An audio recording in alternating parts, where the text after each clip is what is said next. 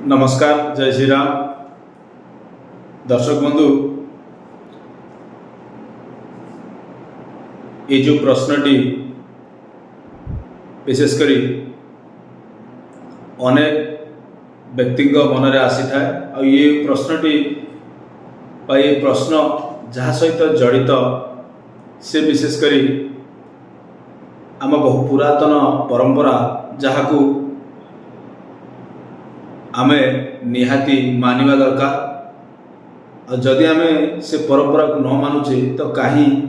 केते अनिष्ट आम मानकर बा आपण मानक जीवन रे बा प्रत्येक व्यक्ति जीवन में आसी थाए। दर्शक बंधु, से प्रश्नटी हूँ कौन आज्ञा आम दे पिढ़ी आम कौट रखू अलग अलग सब व्यक्ति जगह रखती। इवन रोषे घर गोटे जगार दे पिढ़ी अन्य जगार कि लोग ठाकुर घरे किसी लोग नहीं पुरे दिखती एम सब करती। कहीं भिजिट समय मुझे प्रश्न पचारे कि आज्ञा आपंकर जो दे पिढ़ी आम सब विशेषकर ग्रामांचल सब रखा जाए विशेषकर किचेन तो बहुत अनेक रिजिन अच्छी मुझे से विषय विस्तृत आपण कह तो किसी व्यक्ति कहते ना आज्ञा आम रोषे घरे ना अन्य जगह मुझे कहीं रोषे घर रखी ना आज्ञा रोषे घरे आम आमिष होती आम रखे आमिष और निरामिष या तो ये तो बहुत बड़ कंट्रोवर्सी है जो कहले मुझे से कंट्रोवर्सी पशिया आज्ञा चाहूनी। खाली मुझे कहली आपणकर रोषे घर जो जगार अच्छी आपण जो रोषे कर अग्निकोण नैऋत्य कोण कौन से अलग जिन से वास्तुपाठ अलग अच्छी किंतु आपण रोषे जो आपणकर देई पिंडी से रहा निहाती आवश्यक रही। कहीं ना ये जो परंपरा को कहीं काटी ना कि कौन सी वास्तुविद जेकोसी जी भी बड़ पंडित हूँ ये जिनटा कहीं भी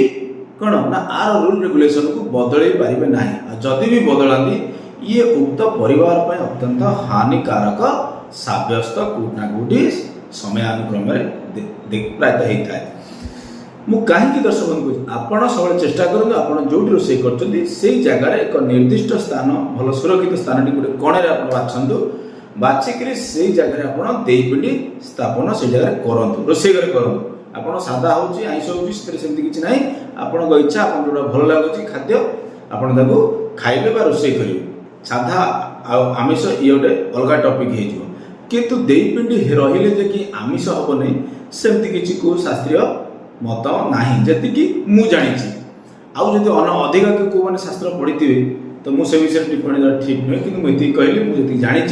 जे कि आप दे पिंडी रोषे रखिए किंतु निर्दिष्ट एक जगह रखिए परिष्कार रखिए आ से जो जगह दे पिंडी रखा से जगह कभर आप करदे प्रत्येक दिन फूल पानी ये सब आप देवे। कहीं दर्शक बंधु रोषे घरे दे पिंडी रखा जाए जदि किसी चुंबक आम जानवा चाहिए दर्शक बंधु आज को प्राय 15-20 वर्ष तले जी मोर अनुभव हो मत दर्शक बंधु पाखापाखि 40 इयर्स पाखापाखि तो मो पूर्वर जी अनुभव कर हेतु पाइला दिन ज्योतिष लाइन में पशिया 8 वर्ष वास्तु लाइन में पशिया बहुत दिन होगा 16 वर्ष 15-16 वर्ष तो बंधुगण ये मुझे देखी आपण मैंने भी अनुभव करेंगे जब वीडियो में देखु था मुझे जहाँ कहूँ अनुभव करते 15-20 वर्ष तले प्रथम घरे रंधा होइतिबा खाद्य देई पिंडी भोग लगे तापर से माने उक्त परिवार तापर से खाद्य को से घर लोक खाती ये परंपराटी आमर रही आसी निहाती आवश्यक प्रत्येक लोग करवा दरकार एबे भी करवा दरकार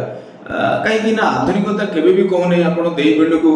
असम्मान करवा देई पिंडी को रखा नहीं ये सब आधुनिकता केबे कहूनी से परंपरा को जो मैंने एबे भी फॉलो करुछंती प्रथम खाद्य घर प्रथम अन्न जो आम जो रोषे करी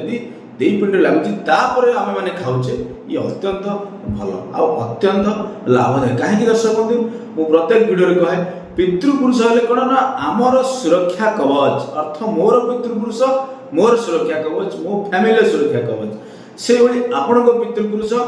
आपण सुरक्षा कवच दे पिंडी अर्थ कौन ना आपणकर पूर्वज तो से हिसाब से आपण जो असम्मान करुँच तो कौट ना कौटी ये आपण अत्यंत हानिकारक सब्यस्त हम केबे हानिकारक हम ना दर्शक बंधु जब आप जीवन में कौन विपद आस समय आप अनुभव करेंगे जे कि पितृपुरुष प्रभाव कौन तो बंधुगण से हिसाब से आप ଦେଇ ପିଣ୍ଡିର ସ୍ଥାନ ରୋଷେଇ ଘର ଆପଣମାନେ ରୋଷେଇ ଘରେ ରଖନ୍ତୁ, ଜମାରୁ ଆଡ଼େ ଛାଡ଼େ ରଖନ୍ତୁ ନାହିଁ। ଆଡ଼େ ଛାଡ଼େ ରଖିଲେ ସେ କେବେ ବି ଆପଣଙ୍କ ପରିବାର ପାଇଁ ପଜିଟିଭିଟିର କାମ ଦେଇନଥାଏ। ଏ ଏକ ଅତ୍ୟନ୍ତ ନେଗେଟିଭ ସୂଚନା। ତ ଦର୍ଶକ ବନ୍ଧୁ,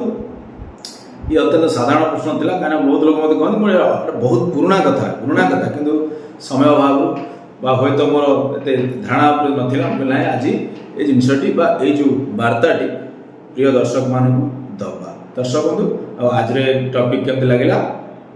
मत जनइबे। मो चैनल जब नुआ था सब्सक्राइब करने भूलिए ना। नुआ नुआ भिड बहुत किसी भिड अच्छे आगे आसवाक जाऊँगी आपण देखिए तार मजा ने आपण जीवन में इम्प्लीमेंट करी